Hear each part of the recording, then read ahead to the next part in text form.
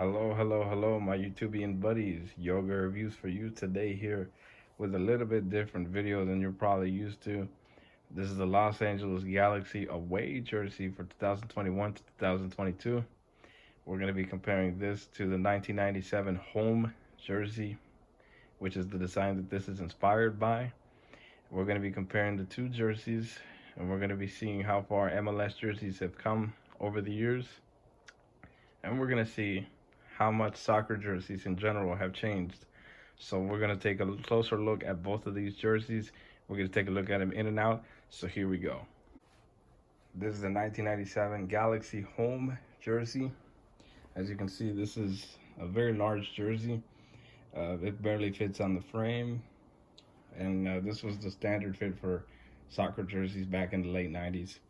We have the Galaxy logo up front. This is on the center of the shirt, and it's actually heat pressed on the front of the shirt. It's not in the best condition. Again, this shirt is about 20 years old, more than 20 years old actually. And we have the Nike logo on the right side of the chest, as well as the Galaxy club crest on the left side of the chest. And both of these are stitched. They're stitched onto the front of the jersey. Now, there would usually be a number, a player's number, right underneath the Galaxy logo, and it would be stitched onto the front of the jersey. It wasn't uncommon for North American and South American teams to have numbers on the front as well as on the back of the jerseys. We don't really see any elements on the bottom. There's no dry fit, no authentic license tags or anything like that. Not very many elements went into soccer jerseys back in the day, so there isn't much going on the bottom. All right, so the overall design on this jersey is vertical stripes. We have green and black vertical stripes with yellow trim in between each of them.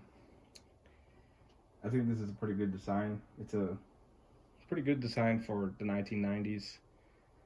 I will say there are dozens of other combinations that they could have used, but this one was pretty good. I don't really have very many complaints about it. It's a very simple design. All right, and the design continues onto the sleeves. We have the black and the green stripes with the yellow trim going down the sleeves. And we have the MLS patch. This one is stitched onto the right sleeve. Over here, we would have a sponsor. The sponsor would be stitched onto the left sleeve. In this case, it was Budweiser.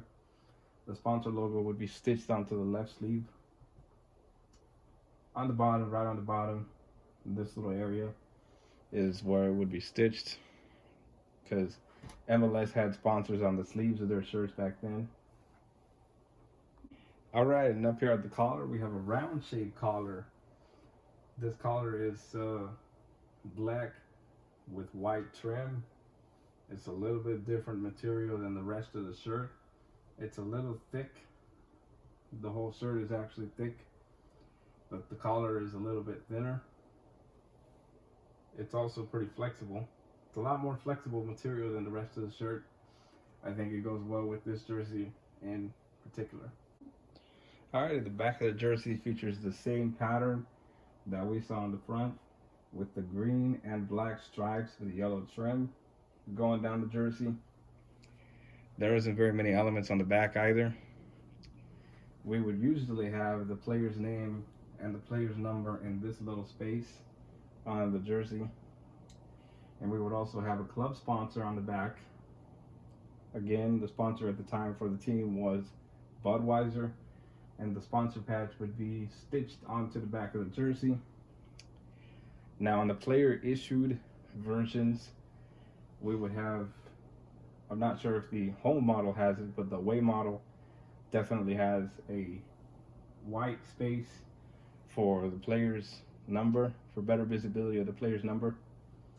I don't remember if it was there on the home jersey, but on the away jersey, that's what it had, at least for the player jerseys.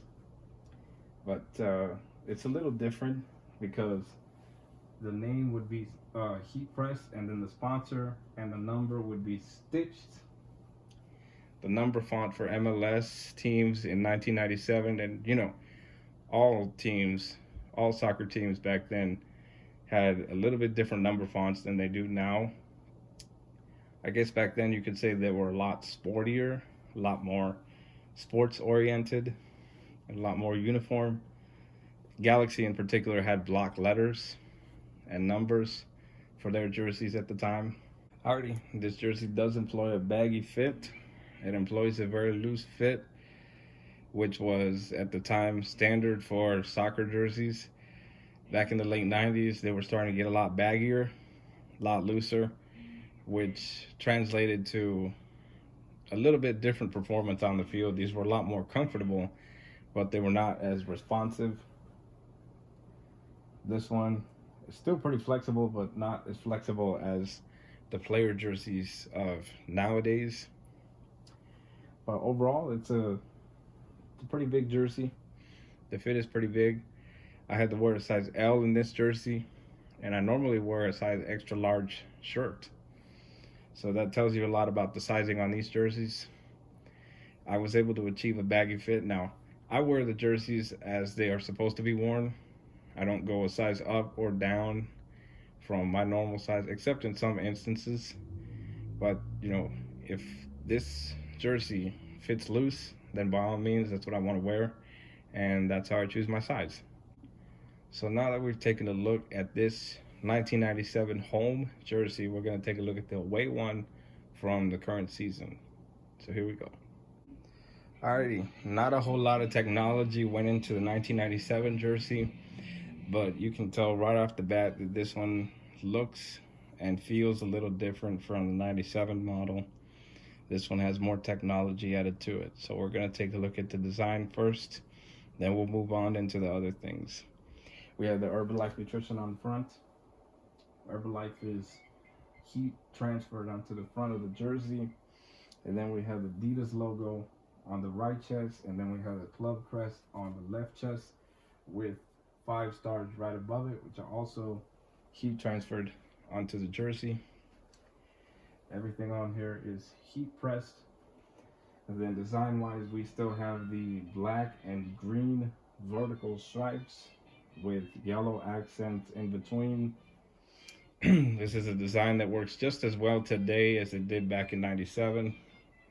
I actually think that the team blends in with teams like Inter Milan or Juventus, Fluminense, other teams that wear vertical stripes on the jerseys. It's almost like they found an identity based around their old designs, an identity that really makes them blend in, but at the same time stand out from other teams. So right underneath of it, we have the authentic license on the bottom right side of the jersey. Then we have the arrow ready right underneath it. Both of these are heat transferred onto the jersey. Nothing on this shirt is stitched. There are no logos on here that are stitched. On the home jersey, we would have a Since 96 motif on the bottom left side of the jersey. That is not there on this one, on the away model. But this one has a lot of elements. This is the arrow ready element, and this is the authentic license. The 1997 models did not have this. So that's kind of an added bonus, because the replica version of this away jersey does not have these either. I mean, I guess it has the arrow ready, but it doesn't have the authentic license product, because this is the player version that the team would be wearing on the field. Alrighty, so on the sleeves of the shirt, we have the same pattern that we see on the front. We have the green and black vertical stripes, which actually also have the yellow accents in between. And then on the sleeve, we have the sleeve cuff at the end of the sleeve.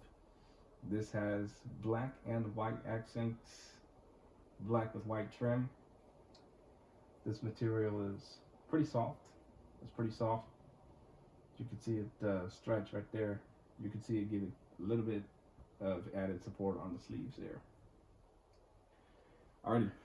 So in my last video, I talked about this jersey, and I didn't have an MLS patch because the store was out of MLS patches.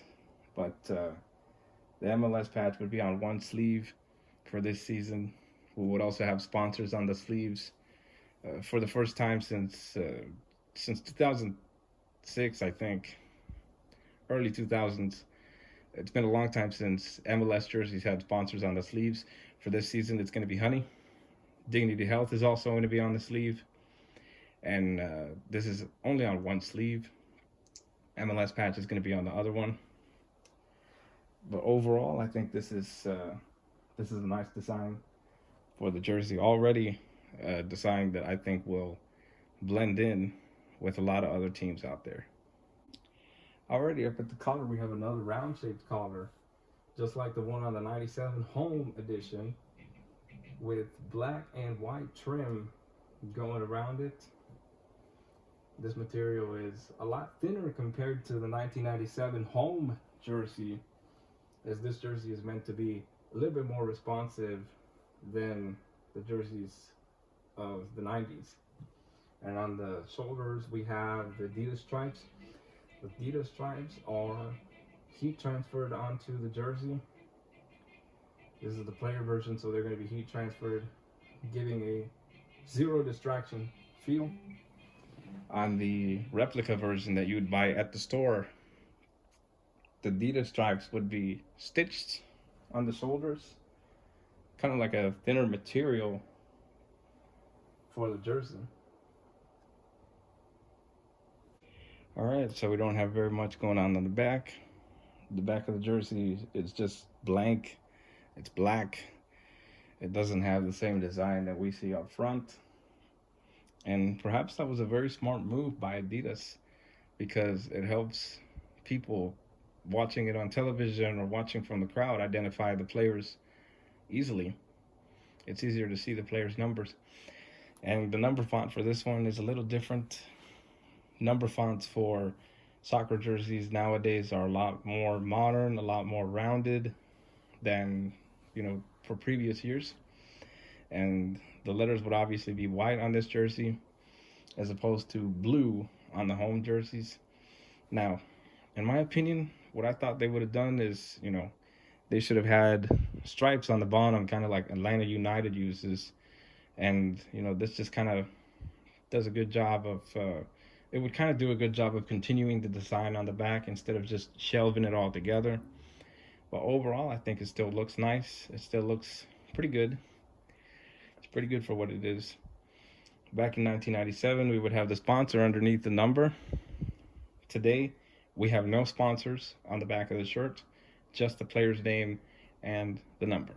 And they would also be heat transferred onto the back of the jersey. This did not exist in 1999. They did not add very many motifs onto the jerseys, especially not heat transferred motifs. Much of it would be all into the fabric, printed into the fabric, as opposed to heat transfer like the LA logo underneath the collar. This is just kind of commonplace nowadays as opposed to back in the late 90s or even the early 90s. Alrighty, the fabric on this jersey is a little bit more pliable, a little bit more flexible, I should say, than it is on the 97 jersey. And this would obviously be more responsive, and as a result of that, the fit would actually be a little tighter, or actually a lot tighter than the 97 jersey.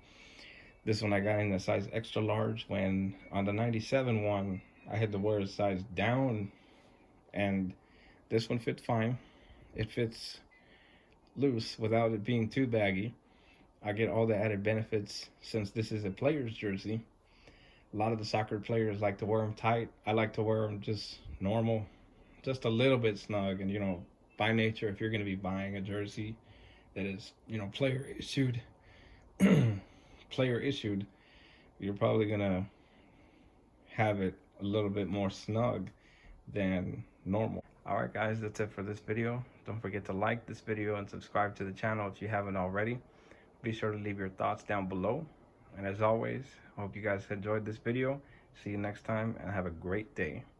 All right, and really quickly, I just want to let you guys know to be careful when you're washing these jerseys. The home jersey tends to be a little bit on the flimsy side.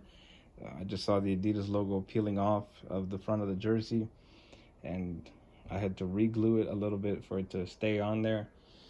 And this is a result of throwing it in the dryer. You should have no problems washing it and taking it outside to dry for 15 minutes if you want to wear it. Otherwise, have a good weekend. Stay safe, you guys.